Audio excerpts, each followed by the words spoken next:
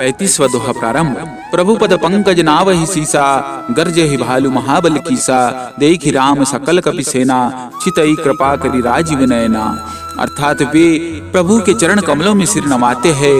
महान बलवान रीछ और वानर गरज रहे हैं। श्री रामचंद्र जी ने वानरों की सारी सेना देखी, तब कमल नेत्रों से कृपा पूर्वक उनकी ओर दृष्टि डाली। राम कृपा बल पाई कपिंदा, भय पक्ष जुत मनहु गिरिंदा, हर्षि राम तब कीन पयाना, सगुन भय सुंदर सुबनाना। अर्थात राम कृपा का बल पाकर श्रेष्ठ वानर मानो पंख वाले बड़े पर्वत हो गए। तब श्री रामचंद्र जी ने हर्षित होकर प्रस्थान किया यानी कूच किया।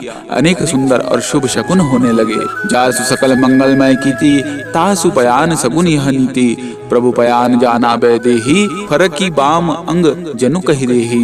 अर्थात जिनकी कीर्ति सब मंगलों से पूर्ण है, उनके प्रस्थान के समय शकुन होना यह नीति है, लीला की मर्यादा है। प्रभु का प्रस्थान जानकी जी ने भी जान लिया। उनके बाएं अंग फड़क फड़क कर मानो कह देते थे कि श्री रामचंद्र जी आ रहे हैं, आ रहे हैं।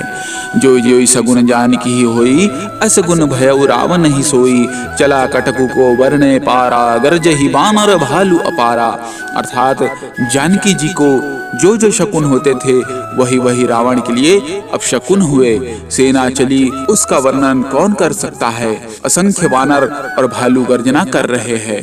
नख आयुध गिरी पाद पधारी, चले गगन मही इच्छाधारी, ये हरिनाद भालू कपि करही, डगमगाही दिग्गज करही। अर्थात नख ही जिनके शस्त्र है, वे इच्छा अनुसार सर्वत्र बेरोक टोक चलने वाले रीछ वानर पर्वतों और वृक्षों को धारण किए कोई आकाश मार्ग से और कोई पृथ्वी मार्ग पर चले जा रहे हैं। वे सिंह के समान गर्जना कर रहे हैं। उनके चलने और गर्जने से दिशाओं के हाथी विचलित होकर चिंघाड़ रहे हैं। चिक्कर दिग्गज डोल महिगिरी लोल, सागर खर भरे, मन हर्ष सब गंधर्व सुरमुनि नाग किन्नर दुख टरे, कट कट ही मरकट विकट भट बहु कोटि कोटिन धावही, जय राम प्रबल प्रताप कौशल नाथ गुणगन गावही।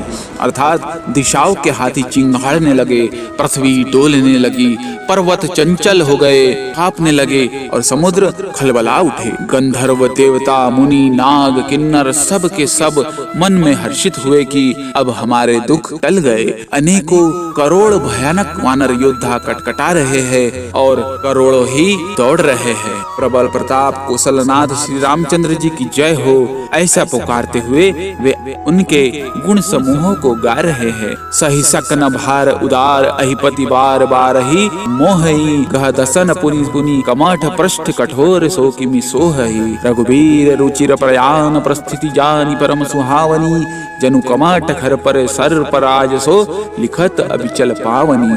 अर्थात उदार परम श्रेष्ठ एवं महान सर्पराज शेष जी भी सेना का बोझ नहीं सह सकते।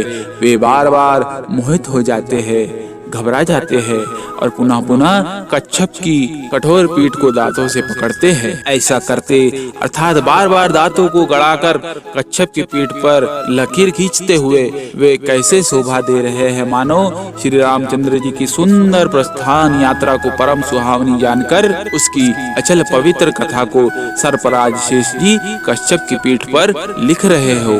ए विधि जाई कृपा निधि, उतरे सागर तीर, जहाँ तह लागे खान फल, भालू विपुल कपिबीर।